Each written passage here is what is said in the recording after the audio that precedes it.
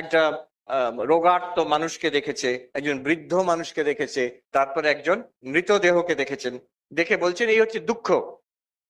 যারা ব্যাধি আর মৃত্যু, এ হচ্ছে দুঃখ, এর পারে যাওয়া যায়, এবং আমি বোধি লাভ করে দুঃখের পারে গেছি।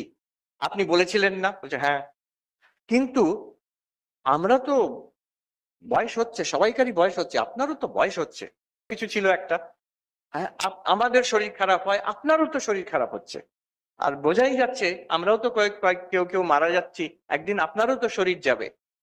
তাহলে আপনার বার্ধক্য আছে, আপনার রোগ আছে, আপনার মৃত্যু আছে, তাহলে কি করে দুঃখের পারে গেলেন? বুঝতে পারছেন প্রশ্নটা?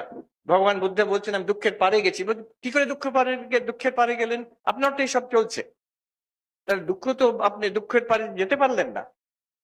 তখন ভগবান বুদ্ধ বলছেন যে আধ্যাত্মিকতা আসলে মানেটা কি, কি করতে পারে। যে একটা মানুষ তীর বিদ্ধ হয়েছে, ভাবুন তার কত কষ্ট, তার ঠিক তারপরে আরেকটা তীর তার গায়ে লাগলো, কি কষ্ট তার। আচ্ছা, প্রথম তীরটা হচ্ছে যে সংসার থেকে যা আমাদের আঘাত আসছে, বয়স বাড়ছে, মানুষ দুর্ব্যবহার করছে, অনিশ্চয়, অ্যাংজাইটি, রোগ হচ্ছে, আর মৃত্যু তো আছেই। এটা হচ্ছে প্রথম তীর, দ্য ফার্স্ট অ্যারো। দ্বিতীয়টা কি? দ্বিতীয়টা হচ্ছে এর ভেতর থেকে আমাদের যা রিয়াকশন হচ্ছে, আমার মনের মধ্যে যা রিয়াকশন হচ্ছে, এটা দ্বিতীয় অ্যারো, দ্বিতীয় তীর। ভগবান বুদ্ধ বলছেন মানুষ আসলে কষ্ট পায় ওই দ্বিতীয়টাতে। এটা ঠিক কথা। একই রোগ, দুজন পেশেন্ট দুরকম রিয়াকশন হয়, ডাক্তারবাবু ভালো করে জানেন, সব ডাক্তাররা জানেন।